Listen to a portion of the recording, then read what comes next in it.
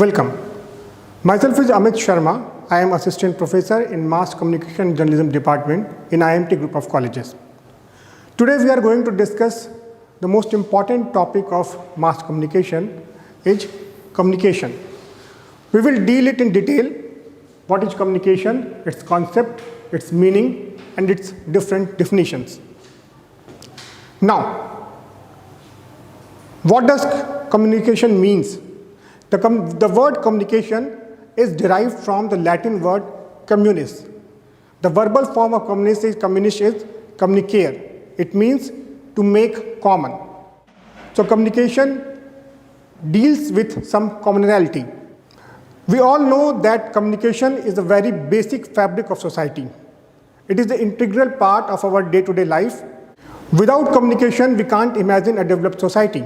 So communication builds the society, it develops, it maintains, and it improves the human relations. The communication is each act of transmitting information. Communication means each act of transmitting information. This is the most simple way to deal with communication. This is the most simple way how we can define communication. It means each act of transmitting information. Means here we use information in a broader sense. Information includes your thoughts, your imaginations, your expressions, your feelings, etc. If we elaborate it, we can say that communication is sending and receiving information. If we deal it pictorially, here is the sender. The sender is sending some messages to the receiver. So the communication means sending and receiving information. And when we communicate, when we send information to the receiver, we expect a response. We expect a response from the receiver, and this response is called feedback.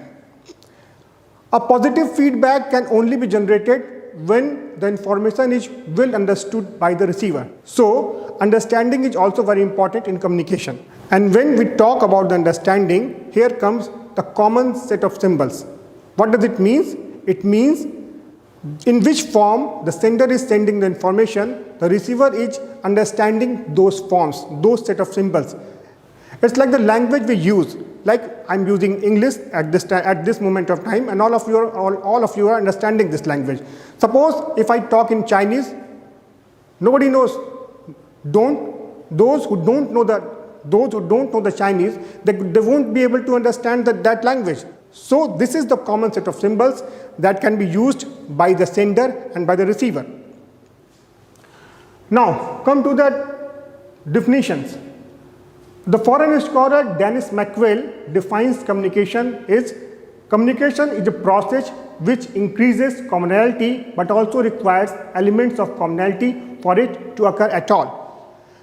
Means Dennis McQuell also emphasized the word commonality.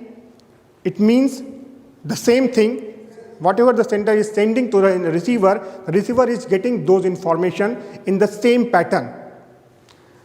And one more foreign scholar, David H. Holt, defines communication is like communication is sum of all the things a person does when he wants to create understanding in the mind of another. It means if I have some information, I have some message, I have some feelings, I have some expressions, and when I am able to make you understand, that can only be possible when both of the sender and the receiver uses the same set of symbols, and when this understanding occurs, the communication completes. Now come to the characteristics of communication. The first characteristics of communication is that communication is a two-way process. It means when sender is sending information to the receiver is replying his feedback to the sender. It's a two-way process. It's not the one-way process. It's a two-way process, and understanding is very important. The second characteristic is information sharing and understanding. Like we discussed earlier, that communication means sharing of information, and only sharing is not important. Understanding is very much important. The third characteristic is verbal or non-verbal. Communication is not restricted to the words only. Communication deals with the non-verbal form also. We can communicate non-verbally also. We can communicate through our gestures, we can communicate through our eye contacts, we can communicate through our touch. So communication doesn't restricted in the words form only, we can communicate non-verbally also. The fourth characteristic is communication is goal-oriented. Whenever we communicate, our goal is to make someone understand what we want to say. So understanding is a very vital part of communication. Now the next characteristic is communication is an ongoing process. In our society, we are dealing with communication at each and every moment. Without communication, no developed society is possible. And the next characteristic is communication is a pervasive activity. It means it spreads to each and every layer of society, and each and every layer we communicate, and that form our society. So today we discussed communication, its concept, its meaning, its definition, and also we discussed the characteristics of communication. Thank you very much.